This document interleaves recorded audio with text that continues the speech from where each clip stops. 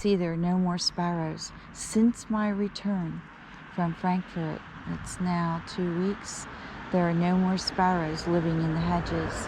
I have written the bishop of this church. I have not received an answer. I was accosted by one of the church members last week, I also wrote him about that as well, and he did not answer me. But if any one of those church members attacks me, verbally or otherwise, I will go down to the police. It's just not acceptable.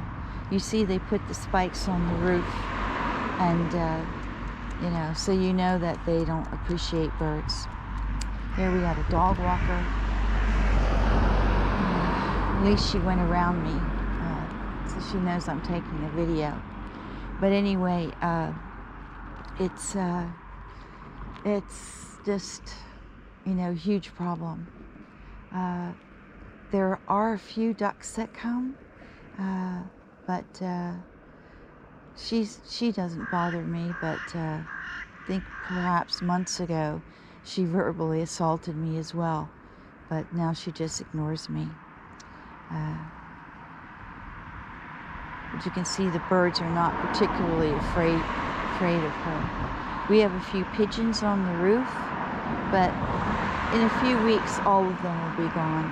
They'll all be dead because they're throwing down stuff here on the roof of the Say Park. I saw them up there cleaning the roof one day, and they had bags of plastic, and I saw with my binoculars they took a box. They took a box that looked just like a box of snail bait. I could almost read the cover. My binoculars are very good, and I have excellent viewing from my kitchen window. And who knows, they may have even picked up a few dead birds. But they were up there all afternoon. And so I've seen birds dipping down on the roof there, and in 2 days, those same birds that are up there roosting on the Say Park sign, as you can see here, on the top of the roof, and then they're gone, and then I don't see any birds roosting there anymore. And then a few more will come and roost, and then they disappear. So there must be poison up there. I mean, that has been going on for over 2 years. So that is nothing. That is something. I've seen birds dipping down. There's food here on the field, and they're dipping down on the lower roof of the Say Park. This box was halfway opened. Nobody would be up there throwing a box down. A box that contains some sort of pesticide, that just would not be up there. You might find a can of Coke or a bottle of Coke or wrappers if some kids manage to get all the way up there, which is really quite impossible. I did see 2 kids scale to the lower deck, and then they walked around the lower deck. But I've never seen any kids up there on that high deck where they have the machine that scares away the birds, the noise-making machine. So I have no idea what a box of pesticides would be doing up on that roof. Okay? So that, in my opinion, it can only be that. A snail bait's very dangerous to birds, or it's some kind of other poison against the birds, and that is my best guess. I couldn't exactly see the writing, but I saw that it looked like a box that was opened on the side, where you cut the edge and open it up. And I mean, what would that be doing up there? It was very near the noise-making machine. So, and the pigeons go up there, and roost. They're looking for food. They're putting something down. There's some kind of food there. So, that's what's going on, and that's why there's just less and less birds. And yesterday we had this very suspicious woman. Next time I will follow her and see where she lives, but I think she lives at the end of our street, so she knows what's going on.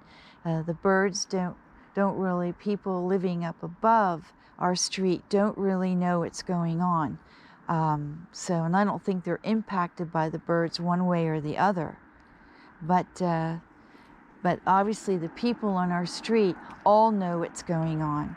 So that's why I think she lives in one of the buildings on at the entryway of the street. And yeah. So anyway,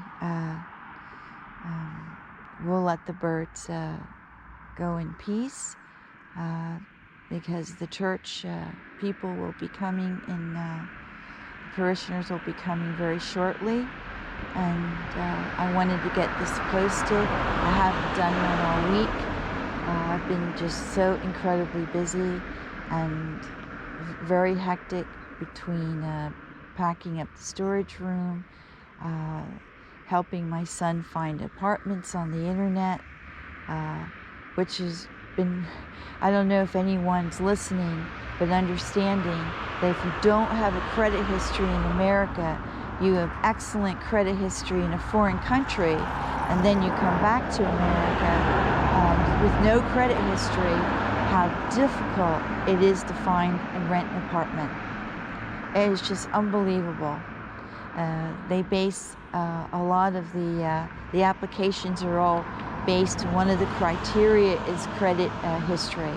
And my son was a student when he left America 11 years ago.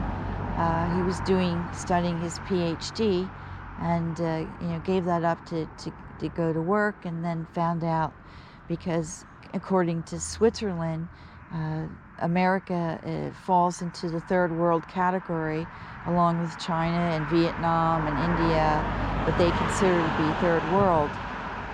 If you're not part of the European Union, you have a different set of criteria for applying for a work permit. But if you come from any of those countries on that list, you have to get a Swiss degree. So my son took out, actually it costed $50,000, had to get a second degree. He had to put $50,000 in a bank account, which his dad gave to him, and in a bank account to be able to come here and apply for a place in university. He went to University of Bern, got a degree in statistics, insurance oriented, and after that he still was not able, and he graduated magna cum laude in his undergraduate degree. He's a mathematician, and in his financial math degree, and also in his statistics degree, right at the top of the class, and he's won numerous programming awards. He still was not able to get the prejudice and discrimination.